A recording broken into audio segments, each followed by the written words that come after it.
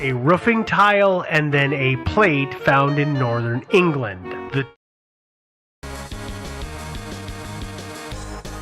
The stamp in the back of it, and by the way, that was found in 1938, and that stamp in that ceramic says LEGV.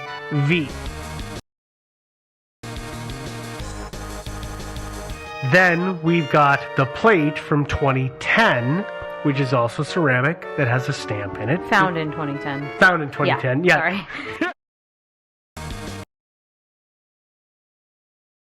Britain. We're ignoring the Netherlands for the moment. We're only talking about Britain. The plate that was found in Britain has a very similar stamp. It has LEGVIIIHISP, both of which are interpreted to mean Legio Ninth Hispania, the Ninth Legion of Spain. Yeah.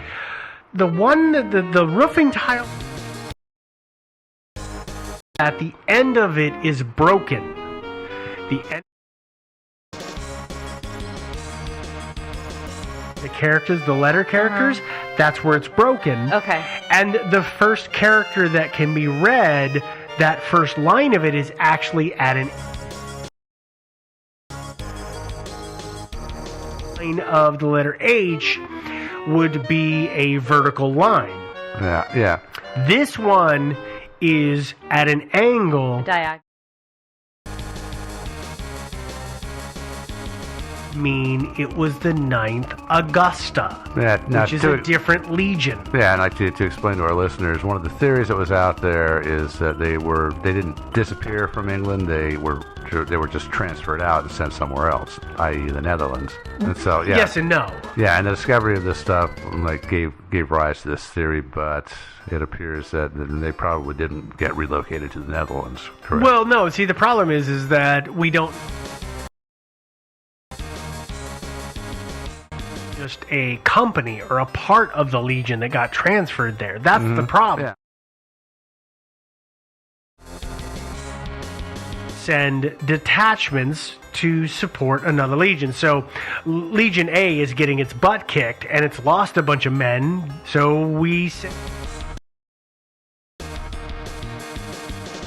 1,000 men. Those 1,000 men still consider themselves part of the 9th Legion. Yeah. Yeah. Even though they're with the 7th Legion. Mm-hmm.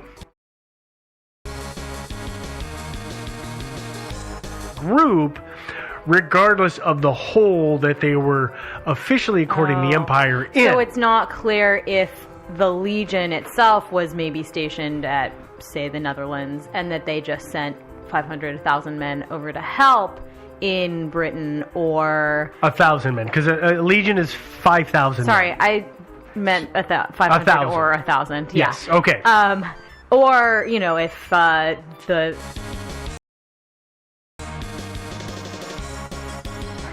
yeah, we okay. or or they all went into several areas, because here's the thing.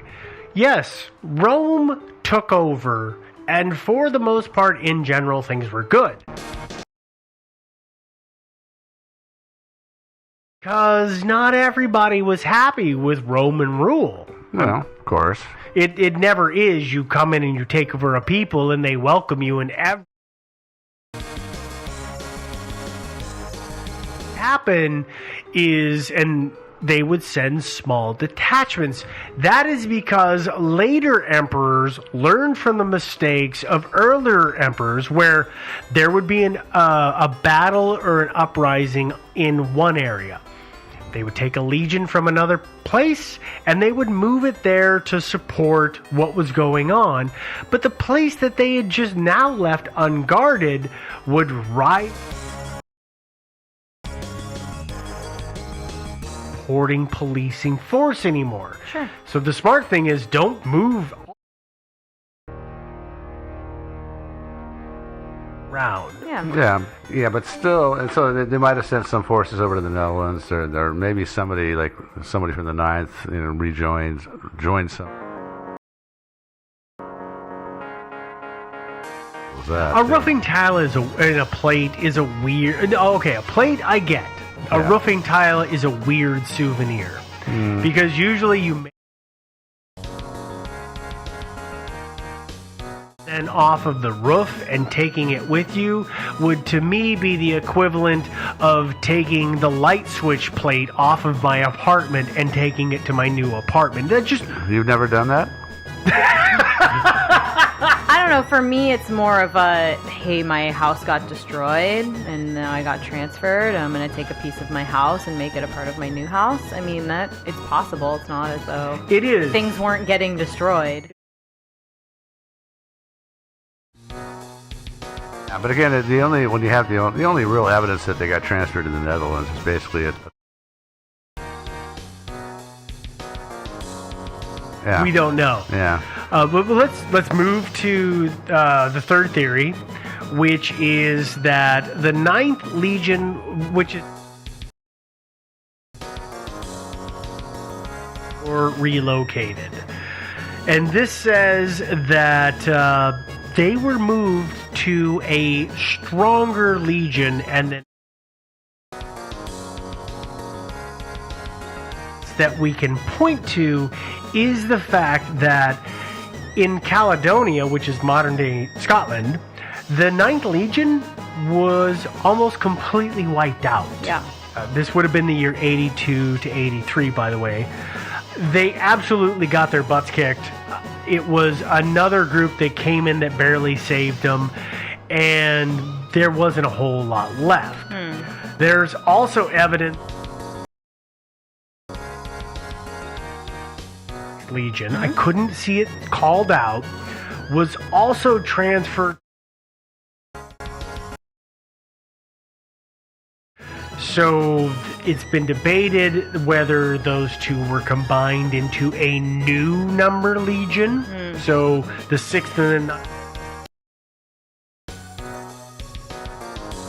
19th. It's probably not math. Unfortunately, it's not basic math, but we'll go with that. Okay.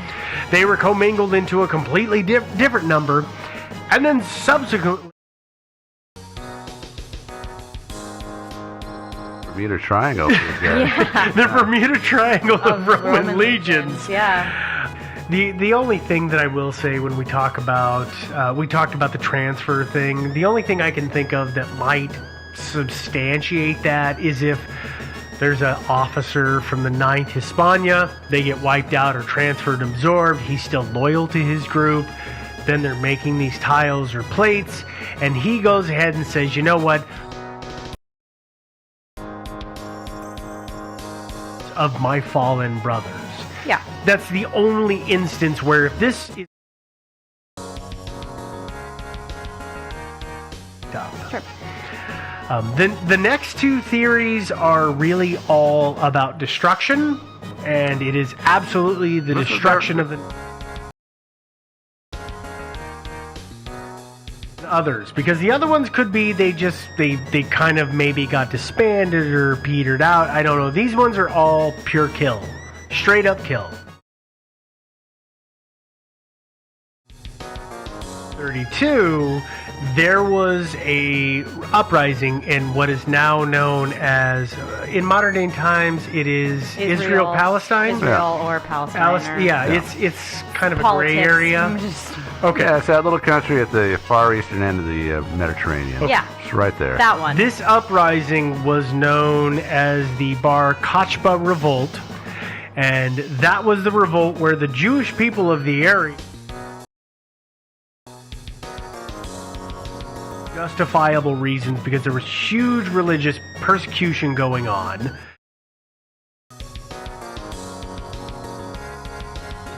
the Romans. But this theory says that the 9th was sent to that area to reinforce the legions that were already.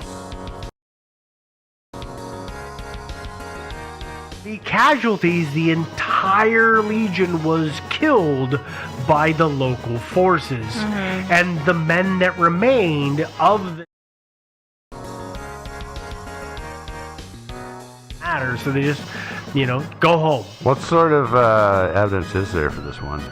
Well, there's evidence that the uprising happened. Well, yeah.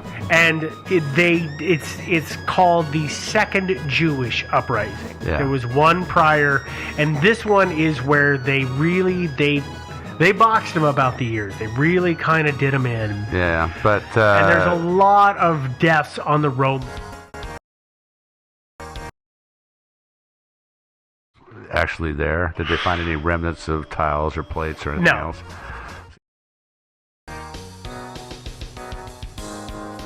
Had lots of forces much closer to Palestine than England. You know specifically which one? Yeah, there was that would be the Egyptian 22nd. One. Yeah, I'm going to... Diotariana. That's close enough, probably. Sweet, because I have to say it one more time later on. Diotariano. Diotariano.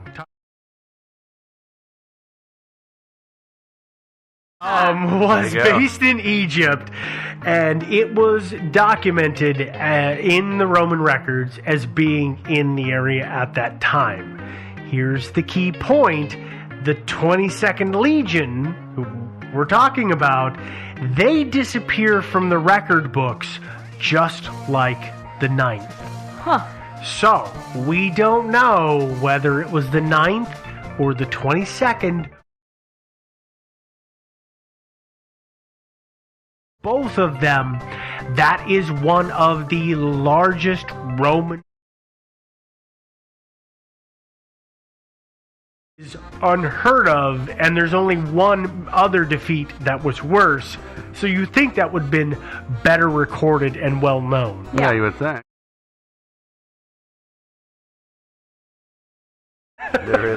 Trying to play it cool and say, no, we didn't. We got defeated, but it wasn't that bad.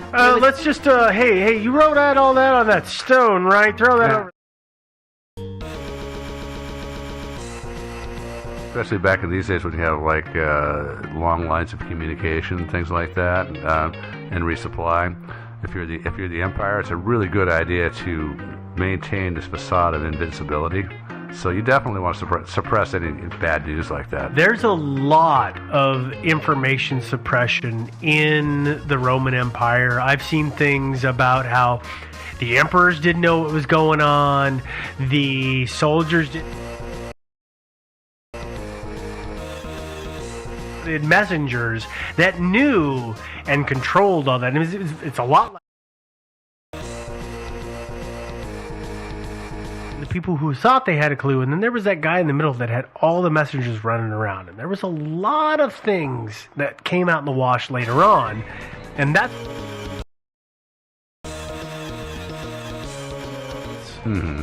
our final theory of what happened to the 9th Hispania is that it was destroyed in the Parthian War between our good friend Marcus Aurelius. He didn't believe or didn't agree with the Parthians. Actually, to be quite honest, the Parthians and the Romans had been arguing for a good 50 or 80 years and had a number of wars, but Aurelius had committed to the Parthian War in 161, and this is in what is, for a geographic reference, this is Iran today. Exactly. The Parthian army, it is said, surrounded a Roman legion and annihilated it. That legion, we don't know what it was. There's legions that we know that were in the area. There is the 12 Fulminata.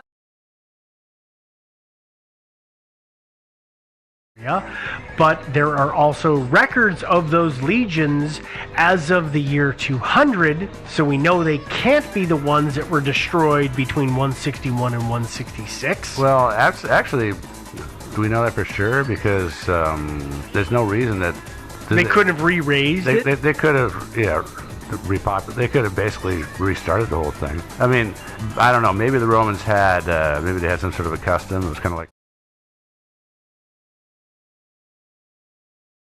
just retire your number and your name. That's the impression that I've got from the stuff that I've read. Is they didn't reuse it. It was almost an unlucky number. Mm-hmm. So the third Apollinaris was destroyed. There's 12, so we'll make the 13th. Yeah. That's the impression that I've got, and I could be completely wrong. Well, that wouldn't surprise me, really. Back to the theory. Really soundly based in, if you remember in the beginning, I talked about the two dates of records. One was the year 120 and one was the year 165. Yeah. This is set on that. This one is the only one that hinges on that 165 record date. And it says that, of course, that the ninth Hispania was the lost legion in the Parthian War, and that they were moved into that area. Agreeing with that, they also, those folks, which one of you could say? Iotenaria, which I know I just said wrong. I think it's Dioteriana. Yeah, that one. But that I'm sure I'm mispronouncing it That's too. fine, but that...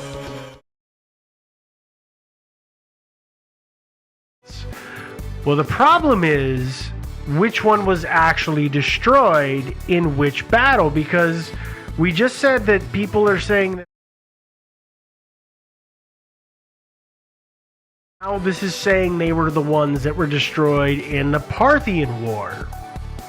So it either means that there's a chance that the ninth Hispania was destroyed in one or the other, but it's extremely unclear.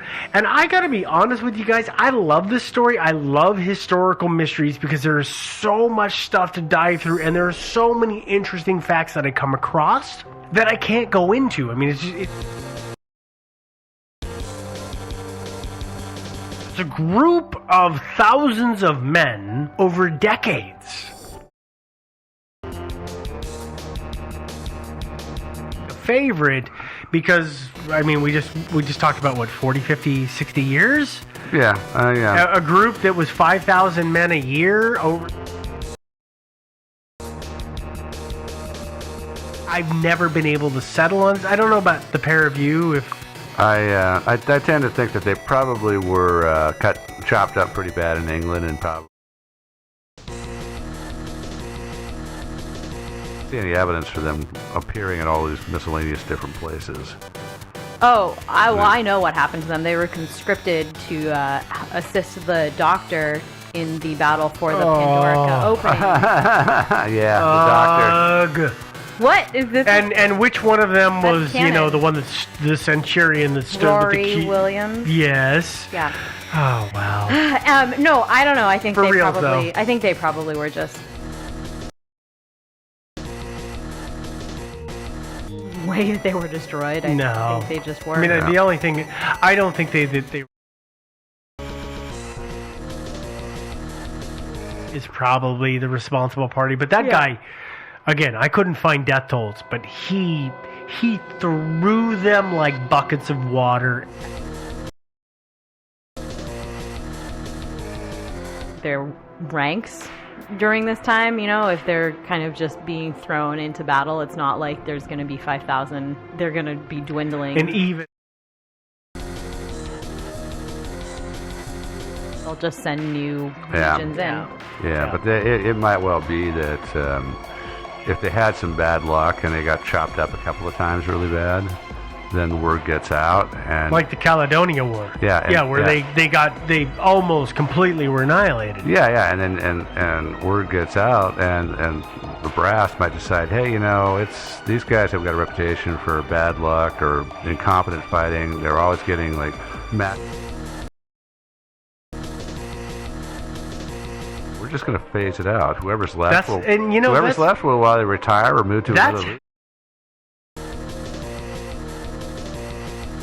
That's a great idea, is that it's just phased out. They went, this group always dies. Yeah, We're just going to stop. We're just going to stop. These guys are just bad news bears, man.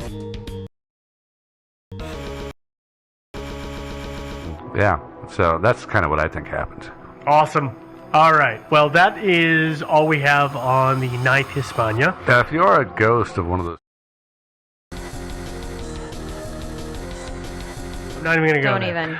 Okay. Well, for everybody who is corporeal and you want to know what we have links on our website, and we have this and all other episodes available to stream on our website. Website, of course, is thinkingsidewayspodcast.com. I did get a great email or comment the other day on Facebook. We always kind of joke that nobody listens on the website.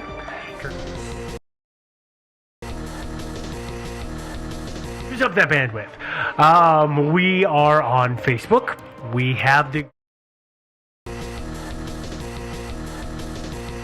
busy and fantastic fun. We are on Twitter. It is Thinkin' Sideways without the G in the middle. You can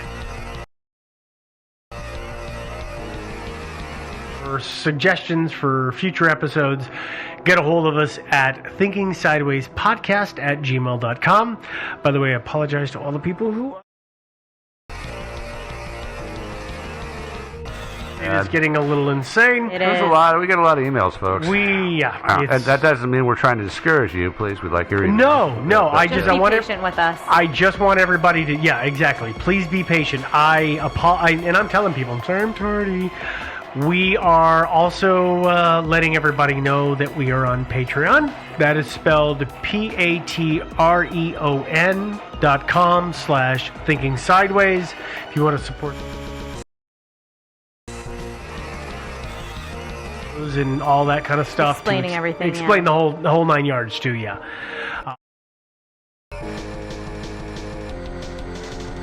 We are going to go ahead and get out of here because this studio is disgustingly hot, and I really just want to go take a shower.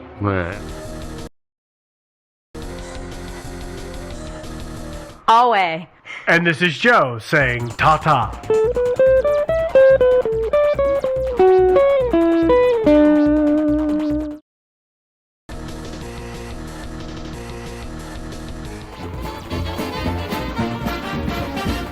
Thinking Sideways. I don't understand. Does not compute. You never know. Insufficient data to formulate a reply. Stories of things we simply don't know the answer to. Hello humans, my name is Chabuzo, and I am joined today by my sister Beans. Say hello Beans. Get enough recognition on this show. Because of that we are taking over today. Going to present how often they don't get it right, and how much we add to this show. Sorry for the interruption. I've got a cat. We actually have a studio cat whose name is Beans. Hey Beans, how's it going, buddy?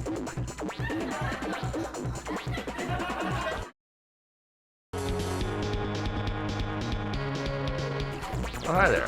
Time for a little unsolved mystery action. Woohoo! You guys ready for this? Yeah, I guess. All right. Yeah. So this is something that's actually kind of in the public domain, but there's a certain unexplained portion of it. So let me start from not sort of the middle of the story.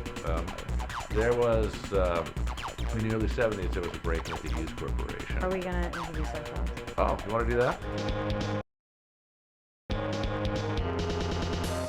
Start from the top. Yeah. Yeah. Okay.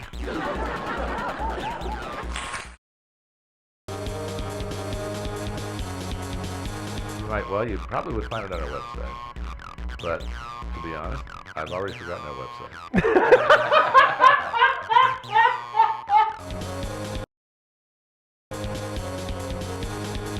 Sidewayspodcast.gmail?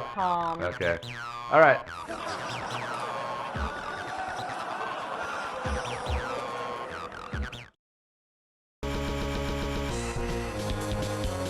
Number 7, there was a full male.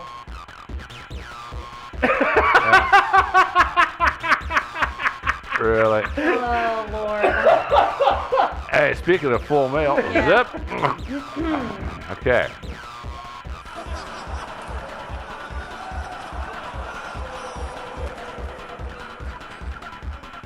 Can be found at our website, which is Thinking Pod. Thinking Pod.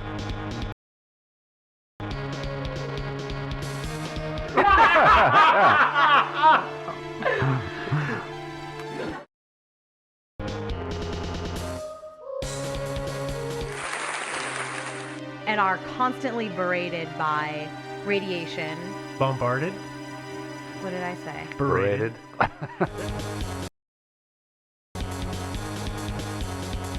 Start that over.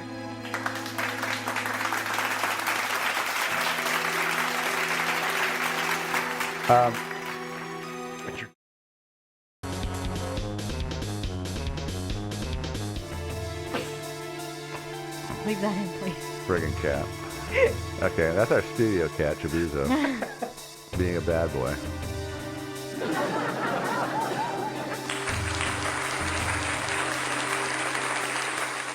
A young man is checking his musket trap. Muskrat? I want to know what a musket trap looks Yeah, like. I know. So I want to get out.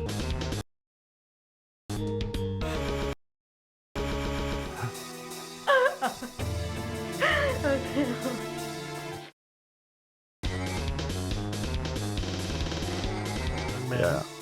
A young man is checking his musket trap.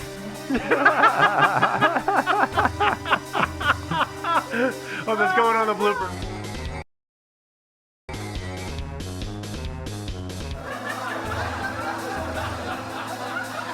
Let me think.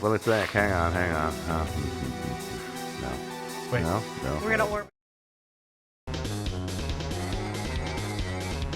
Now let's fire the retros and get back down to playing. What's going on? The bloopers reel? Probably. Retros. Oh man, the dad joke.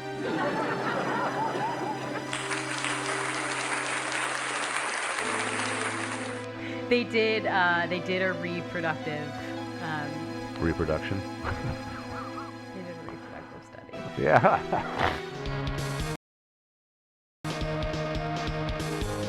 What do you end up with? Yeah.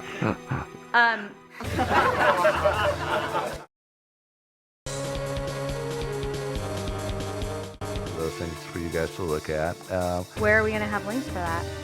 We're going to have those on our website, I think, which is thinkingsidewayspodcast.com.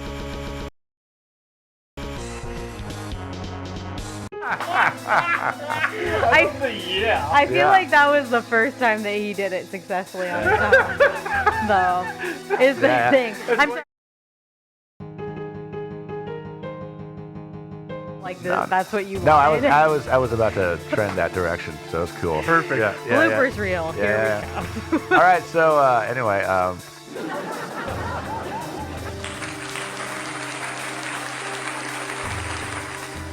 Wouldn't the cabbie have mentioned, oh yeah, there was a woman with an 8-inch tall, or 8 foot. with an 8-inch tall. Yeah, no, there was. 8-foot tall trees. 8-inch foot tall tree. 8-inch tall and 8-inch.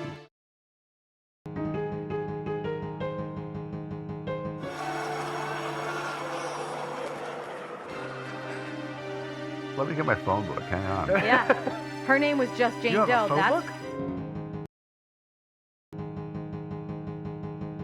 or why Joe still has a phone book. Actually, one reason I have one is, have you ever gone out on the web and because they say, oh, you can go to and just look up somebody.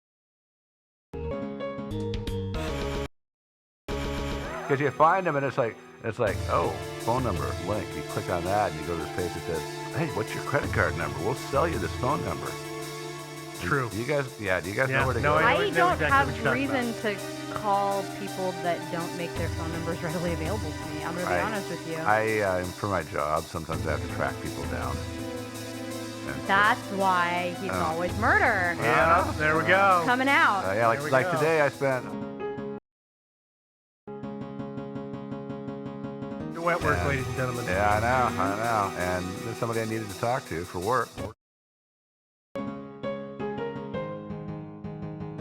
finally got a number that finally wasn't disconnected, and they called and left a message. I haven't heard back, so I don't even know if that was a real number or not. Yeah. So,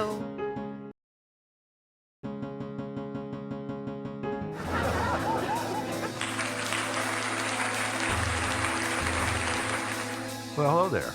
Welcome to another episode of Thinking Sideways.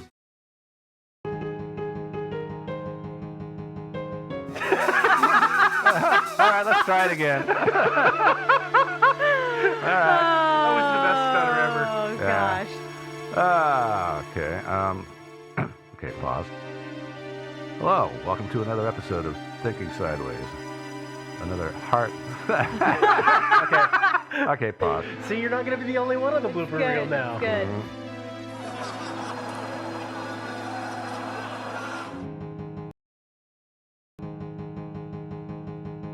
Facts.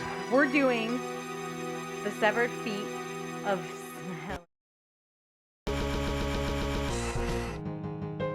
Salish. Salish. Okay.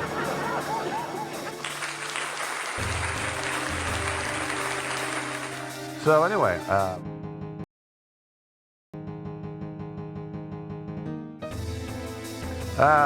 so yeah.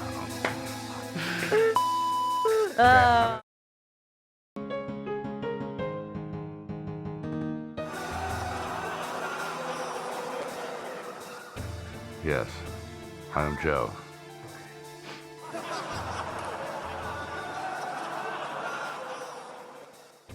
Will you shake your cat? So- For the love of God, the other day I was listening to a recording. I was like, whose phone vibrated? It sounded like a phone buzzing, and I realized now it's the fucking cat.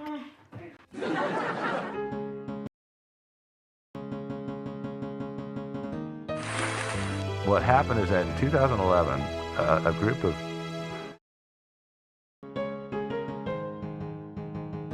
No, shut up. Gotta hunker down. Bored. he's a talker little guy. Okay.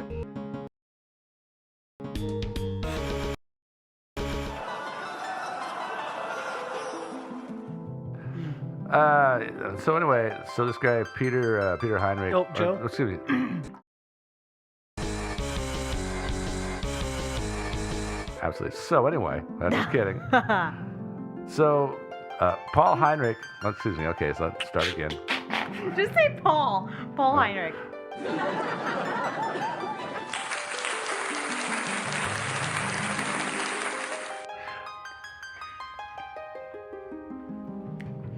It's just beans again.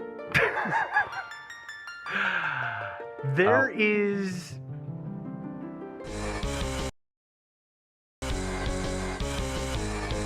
seems to be this time of night, huh? Yeah, it usually is. I'm gonna close the door.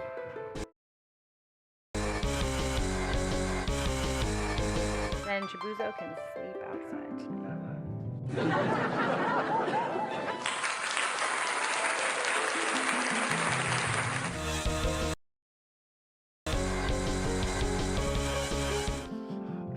Good timing, cat.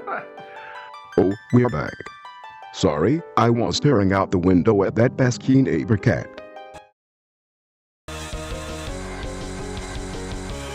We have to go. Say goodbye, Beans. Goodbye, Beans.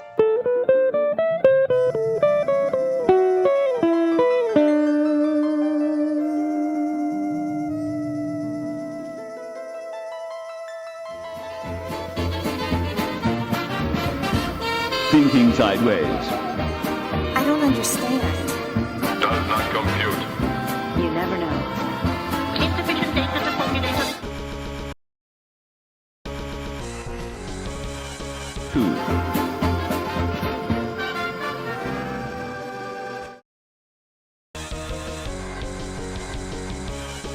Devin.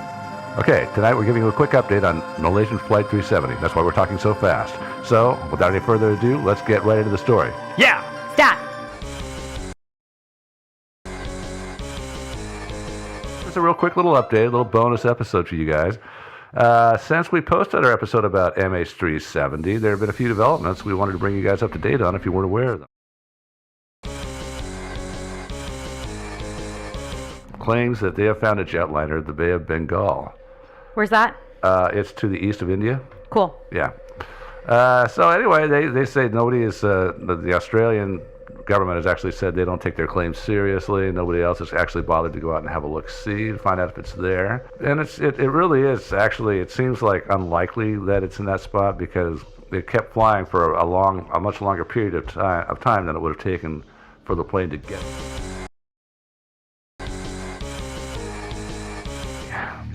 Well, yeah, nobody's really taking it seriously. And what are they basing? I think that, well, their mission is to find stuff on the ocean floor, usually minerals. Uh-huh. And apparently, one of the ways they do it is by sniffing the air above the.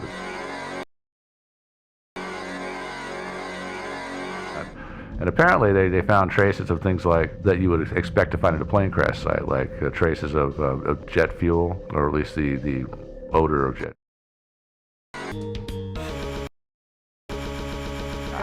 And so anyway, I don't know exactly how their technology works, and they probably don't want to like fill everybody in on all the dirty little details of how their tech works, but they claim that they found it, and they're standing by their claim. They claim that they found this, or that they found a plane crash. Well, that's true. They found a plane crash. Okay. It sounds like that's what they're saying. Okay, that's development number one. Development number two, now I know everybody's heard about this. They decided that the plane took the southern route, and the reason they...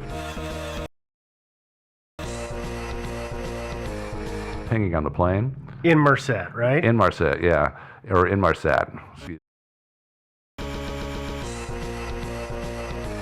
Announced that they were highly confident that MH370 flew south and not north. Because remember, at first, there was just a series of pings that went from the satellite down.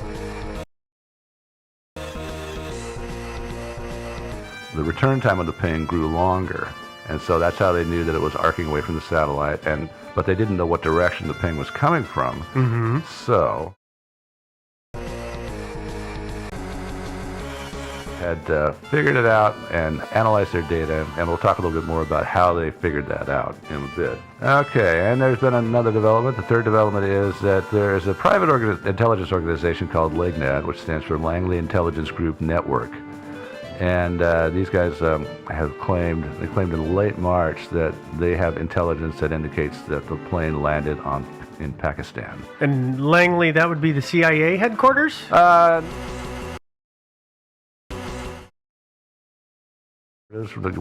work at Langley, or it might just be that they appropriated the name.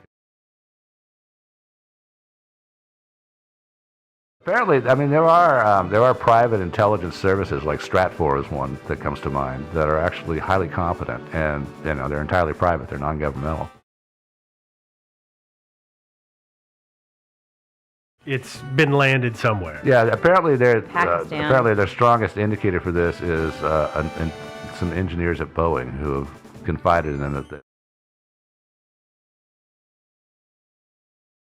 Which makes me think that, when you think about it, a 777 is a big plane. It would be really easy to hide an extra transponder or two on that thing and not bother to tell the airplane company about it. So if somebody was going to hijack a plane and take the crew hostage, take the plane somewhere, then the first thing that they would do if they wanted to hide the plane is they would force the crew to tell them where every single switch for every transponder, every communication device on the plane is, so they could shut everything off. A good thing. Yeah, but it seems like the sort of thing that Boeing would have, It slipped out by now. They would have said, hey, U.S. government, we have this hidden thing and we know where it is. Well, so here's the deal. Yeah, they could be doing some covert something or another. Yeah. So anyway, those are our three developments. As you know, if you listen to our previous episode, it was in the hands of terrorists who are going to come back and rain some nuclear death on somebody. I thought it was aliens. Yeah. No. I don't remember agreeing to that. No, I don't think we agreed to that one. Okay. I thought it was. Well, I meant the nuclear thing. Oh, yeah, we agreed to I know I aliens, didn't agree to the alien one either, but Slipping out of time? yeah, that was Yeah. Okay. that was Yeah. one. What about the black hole? That was a no. That was a no, right? Yeah, that was a total no. Okay. Such a spoil. Back to Inmarsat. south. And I don't know if any of you know this. Actually, until recently, I didn't know this. I didn't. Right. So here's what happened. They have a satellite over the Indian Ocean. It's at 64 degrees east, 0 degrees north, because it's on the equator. 22,236 miles above sea level, and at that height, you're in an orbit that's exactly the same speed as the Earth's rotation.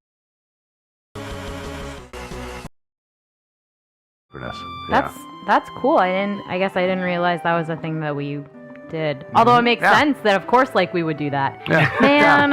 Yeah, the closer two objects are orbiting each other, the closer they are, the faster they're moving around each other. Sure. Yeah. And then the farther out, the slower. Right. Yeah. So that makes sense. Yeah. So that's a sweet spot right there. A very popular spot to put satellites. There is this natural phenomenon called precession, and what that is and it's near to perfect in its positioning, but over time the in the Earth's crust will pull that thing out of orbit over the equator. So its position is degraded. Yeah, it has. And so this thing is now one.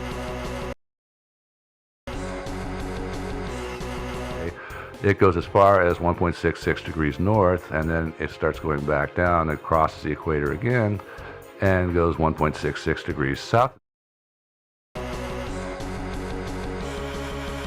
To figure out if things had gone north or south, right? Yeah, exactly. That's how they use it. Here's a diagram of the things. So yeah, I saw that. Sure. Yeah. Okay. Yeah. So anyway, that makes total sense. Yeah, and so that's how they were able to figure it out. They because this thing at a certain point during the flight was moving north, and then for the latter 2/3 of the flight, or until they lost contact with the plane, it was moving south. Move fast in a north-south direction. The fastest it goes is maybe 30, 35 miles an hour, and then it's.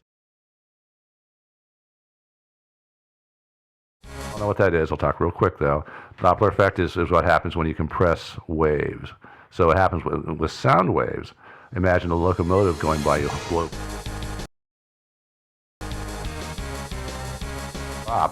It drops in frequency because it's moving away from you, so the sound waves lengthen out. There's a great episode of Big Bang Theory in which Sheldon dresses up like the Doppler effect. Now he pulls that one It's off. amazing. That's a good one. Yeah. I'm the Doppler effect. I like that. So that happens with light, happens with radio waves, everything. So when the satellite pings the plane, it gets a ping back. And then if the plane is moving away from the satellite, then it changes the radio frequency of the return ping. Mm-hmm. And then, yeah. So if it's moving towards it, the frequency will slowly increase. If it's moving away, it slowly decreases. Mm-hmm. They graph the actual data, the actual shifts in frequency. Knowing the speed and the direction of the satellite, they basically drew two theoretical curves on the same graph of what the and they found that the actual data that they got on that graph correlated very strongly with the southern projected.